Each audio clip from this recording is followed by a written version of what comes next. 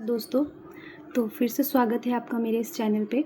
हमने एक series start किया था क्लास 6 टू 10 के जितने भी एसएसटी के चैप्टर्स हैं उनके टॉपिक्स को क्लियर करना। तो हमने फर्स्ट अध्याय को जो पूरा कर लिया था हमने, तो आज से हमारा दूसरा अध्याय सेकंड चैप्टर स्टार्ट होने वाला है। तो चलिए स्टार्ट कर लेते हैं। तो हमारा सेकंड जो चैप्टर है अध्याय, उसका नाम है आखेट खाद्य संग्रह से भोजन उत्पादन तक। क्या नाम है? आखेट खाद्य संग्रह से भोजन उत्पादन तक। अब हम इसे अच्छे से पढ़ते हैं और इसे समझने की कोशिश करते हैं। तुषार की रेल यात्रा। तुषार नाम का एक लड़का है जो रेल की यात्रा कर रहा है। ये रहा तुषार। तुषार अपने एक रिश्तेदार की शादी में दिल्ली से चेन्नई जा रहा था। कहाँ जा रहा था वो? दिल्ली से चेन्नई जा रहा था। रेल में उसे खिड़की वाली सीट मिल गई, जहाँ से वह बाहर का नज़ारा देखने में मग्न हो गया।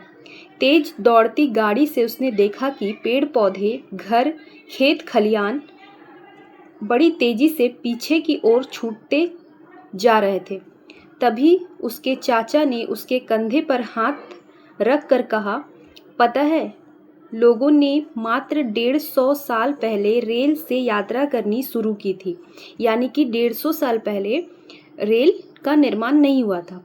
तो उसके चाचा जो है उससे बता रहे हैं कि तुम्हें क्या पता है कि लोगों ने मात्र 150 साल पहले रेल से यात्रा करनी शुरू की थी। उसके पहले रेल की व्यवस्था नहीं थी। बस तो उसके कुछ दशक बाद आई, और बस जो है इससे भी कुछ दशक बाद आई। तुषार सोचने लगा कि जब लोगों के पास आने जाने के लिए तेज रफ्तार वाली सवारियां नहीं थी, तो क्या वे यात्रा ही नहीं करते थे? क्या वे अपनी सारी जिंदगी एक ही जगह पर बिता दिया करते थे? नहीं, ऐसी बात नहीं थी। तो इसी को आज हम सॉल्व करेंगे। तो चलिए आगे देखते हैं। आरंभिक मानव, आखिर वे इधर उधर क्यों घूमते थे? जो आरंभिक मानव थे, पहले के लोग, वो इधर उधर क्यों घूमते थे? क्या कारण था उनके इधर उधर घूमने का? तो उसे हम पढ़ते हैं। हम उन लोगों के बारे में जानते हैं जो इस उपमहाद्वीप में 20 लाख साल पहले रहा करते थे। किसे जानते हैं? जो इस उपमहाद्वीप में 20 लाख साल पहले रहा करते थे। आज हम उन्हें आखेटक खाद्य संग्राहक के नाम से जानते हैं। भोजन का इंतजाम करने की विधि के आधार पर उन्हें इस नाम से पुकारा जाता है। आमतौर पर खाने के लिए वे जंगली जानवरों का शिकार करते थे। क्या करते थे वे? आमतौर पर खाने के लिए जंगली जानवरों का शिकार करते थे। मछलियाँ और चिड़ियाँ पकड़ते थे। फल, मूल, दाने, पौधे, पत्तियाँ, अंडे इकट्ठा किया करते थे। आखेटक खाद्य संग्राहक समुदाय के लोग एक जगह से दूसरी जगह पर घूमते रहते थे। ऐसा करने के कई कारण थे। जो आखेटक खाद्य संग्राहक थे वो एक जगह से दूसरे जगह घूमते रहते थे। इसके कई कारण हो सकते हैं, तो हम देखते हैं इसे। पहला कारण यह है कि अगर वे एक ही जगह पर ज़्यादा दिनों तक रहते तो आसपास के पौधों, फलों और जानवरों को खाकर समाप्त कर देते थे। मतलब कि अगर वे एक ही जगह में ज़्यादा दिन रहेंगे तो वहाँ की जितनी भी संपदा है उसे वो खाकर ख़त्म कर देते थे। जैसे कि पेड़ पौधे, फल फूल, ये सब क्या करते थे? वो समाप्त कर देते थे। इसलिए और भोजन की तलाश में इन्हें दूसरी जगहों पर जाना पड़ता था। जब एक जगह के जो संपदा है वो ख़त्म हो जाएगी तो हमें दूसरी जगह तो जाना ही पड़ेगा। तो इसलिए वे दूसरी जगह जाते थे। दूसरा कारण यह है कि जानवर अपने शिकार के लिए या फिर हिरन और मवेशी अपना चारा ढूंढने के लिए एक जगह से दूसरी जगह जाया करते थे। अब क्या बोल रहा है दूसरे कारण में कि जो जानवर थे उन्हें भी तो खाना है, उन्हें भी तो अपना पेट देखना है, उन्हें भी अपने भूख को मिटाना है। तो वो क्या करते थे?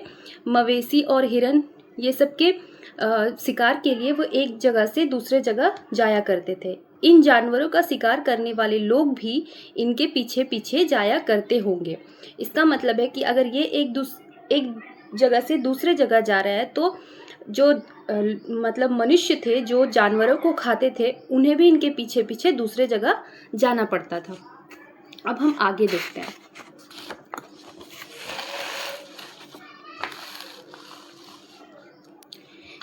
तीसरा कारण यह है कि पेड़ों और पौधों में फल फूल अलग अलग मौसम में आते हैं, इसलिए लोग उनकी तलाश में उपयुक्त मौसम के अनुसार अन्य इलाकों में घूमते होंगे। हाँ, ये तो सही बात है कि हर मौसम में अलग अलग फल फूल उगते हैं, तो उस हिसाब से उन्हें उस मौसम के हिसाब से दूसरे जगह जाना पड़ता था। अब चौथा कारण देखते हैं, और चौथा कारण यह है कि पानी के बिना किसी भी प्राणी या पेड़ पौधे का जीवित रहना संभव नहीं होता, और पानी झीलों, झरनों तथा नदियों में ही मिलता है। तो क्या है, हम भी तो पानी के बिना नहीं रह सकते, तो उस समय के लोग भी पानी के बिना नहीं रह सकते थे, तो वो पानी की तलाश में क्या करते थे, इधर उधर घूमते थे। यद्यपि कई नदियों और झीलों का पानी कभी नहीं सूखता, कुछ झीलों और नदियों में पानी बारिश के बाद ही मिल पाता है, इसलिए ऐसी झीलों और नदियों के किनारे बसे लोगों को सूखे मौसम में पानी की तलाश में इधर उधर जाना पड़ता होगा। अब हम देखते हैं आगे। आरंभिक मानव के बारे में जानकारी कैसे मिलती होगी। अब हम पढ़ेंगे कि आरंभिक मानव जो थे पहले के, उनके बारे में जानकारी कैसे मिलती है। पुरातत्वविदों को कुछ ऐसी वस्तुएं मिली है जिनका निर्माण और उपयोग आखेटक खाद्य संग्राहक किया करते थे। जो पुरातत्वविद है उन्हें कहते हैं जो पुराने चीज़ों का पता लगाते थे, तो उन्हें कुछ ऐसी चीज़ें मिली है जिससे ये पता चल सकता है कि आरंभिक लोग क्या करते थे, क्या खाते थे। देखते हैं यहाँ पे। यह संभव है कि लोगों ने अपने काम के लिए पत्थरों, लकड़ियों और हड्डियों के औजार बनाए हों। इनमें से पत्थरों के औजार आज भी बचे हैं।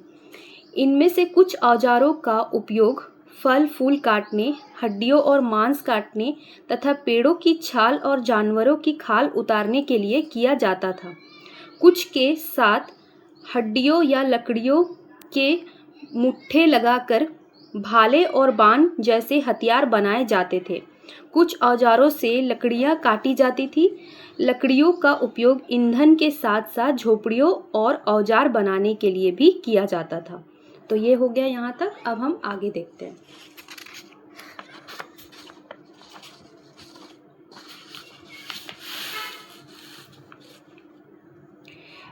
रहने की जगह निर्धारित करना। मानचित्र 2 को देखो। लाल त्रिकोण वाले स्थान वे पुरास्थल है जहां पर आखेटक खाद्य संग्राहकों के होने के प्रमाण मिले हैं। अच्छा, हम देखते हैं इसे मैप में। तो ये जो लाल चिन्ह है, भीमबेटका, हुंगसी, हुंगी, कुरनूल गुफाएं, ये सब जो थी, ये सब आखेटक खाद्य संग्राहकों की रहने की जगह थी। इनके अलावा भी और कई स्थानों पर आखेटक खाद्य संग्राहक रहते थे। मानचित्र में सिर्फ कुछ गिने चुने स्थान ही चिन्हित किए गए। कई पुरास्थल नदियों और झीलों के किनारे पाए गए। अब हम आगे देखते हैं।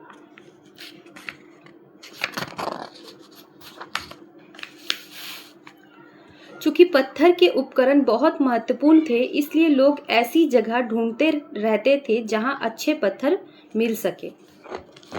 इसे एक बार पढ़ लेते हैं। शैल चित्रकला, इनमें हमें क्या पता चलता है? एक शैल चित्र, इस चित्र के बारे में बताओ। जिन गुफाओं में लोग रहते थे उनमें से कुछ की दीवारों पर चित्र मिले हैं। इनमें कुछ सुंदर उदाहरण मध्य प्रदेश और दक्षिणी उत्तर प्रदेश की गुफाओं से मिले चित्र हैं। इनमें जंगली जानवरों का बड़ी कुशलता से सजीव चित्रण किया गया है।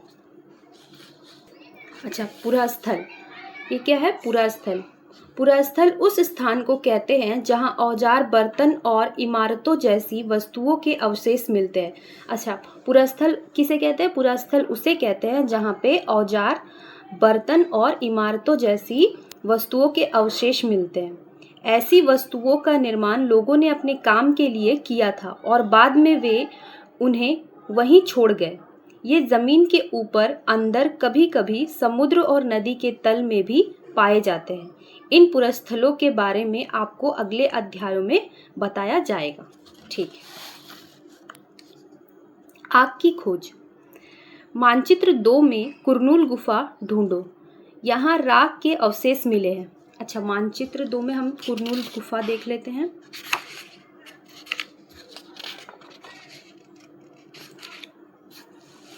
ये रहा कुरनूल गुफा। यहाँ पे हमें क्या मिला है? यहाँ पे हमें मिला है, देखते हैं हम।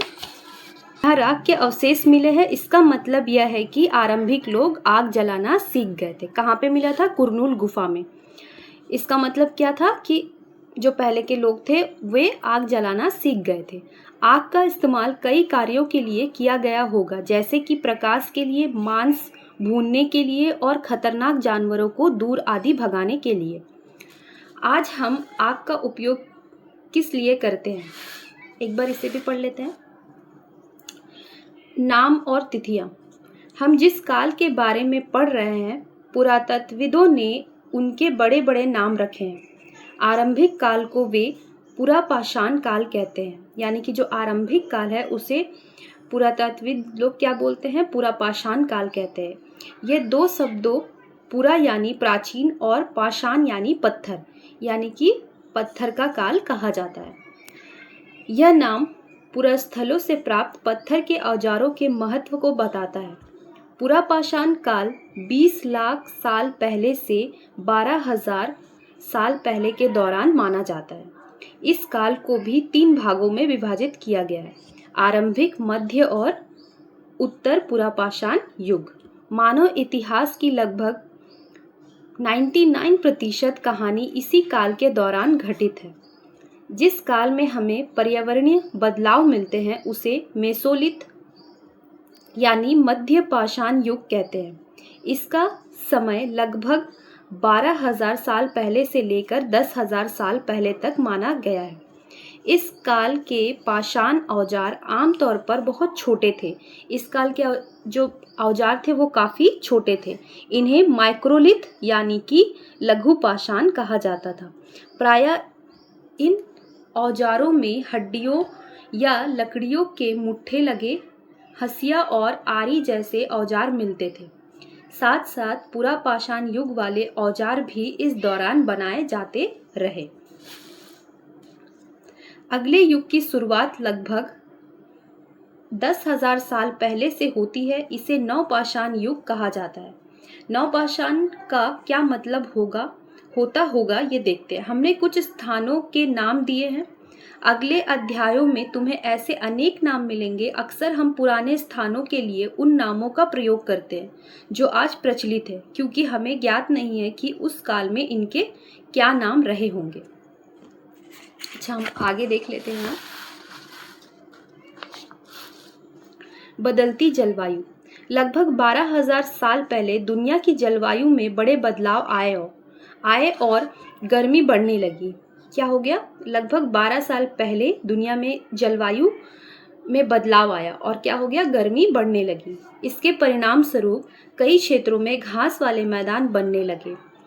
इससे हिरन, बारहसिंगा, भेड़, बकरी और गाय जैसे उन जानवरों की संख्या बढ़ी जो घास खाकर जिंदा रह सकते थे। जो लोग इन जानवरों का शिकार करते थे वे भी इनके पीछे आए और इनके खाने पीने की आदतों और प्रजनन के समय की जानकारी हासिल करने लगे। हो सकता है कि तब लोग इन जानवरों को पकड़कर अपनी ज़रूरत के अनुसार पालने की बात सोचने लगे हो। साथ ही इस काल में मछली भी भोजन का महत्वपूर्ण स्रोत बन गई, यानी कि मछली जो है वो उस समय खाने की बड़ी स्रोत बन गई थी। खेती और पशुपालन की शुरुआत। इसी दौरान उपमहाद्वीप के भिन्न भिन्न इलाकों में गेहूं, जौ और धान जैसे अनाज प्राकृतिक रूप से उगने लगे थे। शायद महिलाओं, पुरुषों और बच्चों ने इन अनाजों को भोजन के लिए बटोरना शुरू कर दिया होगा। साथ ही वे यह भी सीखने लगे होंगे कि यह अनाज कहाँ उगते थे और कब पककर तैयार होते थे। ऐसा करते करते लोगों ने इन अनाजों को खुद पैदा करना सीख लिया होगा। इसी तरह लोगों ने अपने घरों के आसपास चारा रखकर जानवरों को आकर्षित कर उन्हें पालतू बनाया होगा।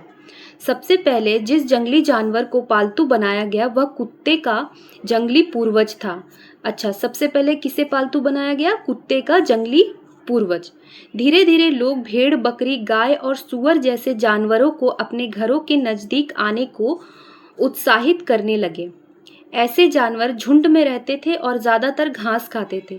अक्सर लोग अन्य जंगली जानवरों के आक्रमण से इनकी सुरक्षा किया करते थे और इस तरह धीरे धीरे वे पशुपालक बन गए होंगे। तो स्टूडेंट्स, आज हम यहीं पे इसे समाप्त करते हैं और आगे के टॉपिक्स हम कल क्लियर करेंगे। उम्मीद है कि आपको अभी के जितने भी टॉपिक्स हैं वो समझ में आ गए होंगे और क्लियर हो गया होगा। आपको कैसा लग रहा है ये आप कमेंट करके भी बता सकते हैं। और भी कुछ अगर आपको जानना हो इस टॉपिक्स के बारे में तो आप मुझे कमेंट कर सकते हैं। प्लीज़ सब्सक्राइब करें, शेयर करें ज़्यादा से ज़्यादा। अगर आप प्लीज़ शेयर करें, सब्सक्राइब करें और कमेंट ज़रूर करें। Thank you.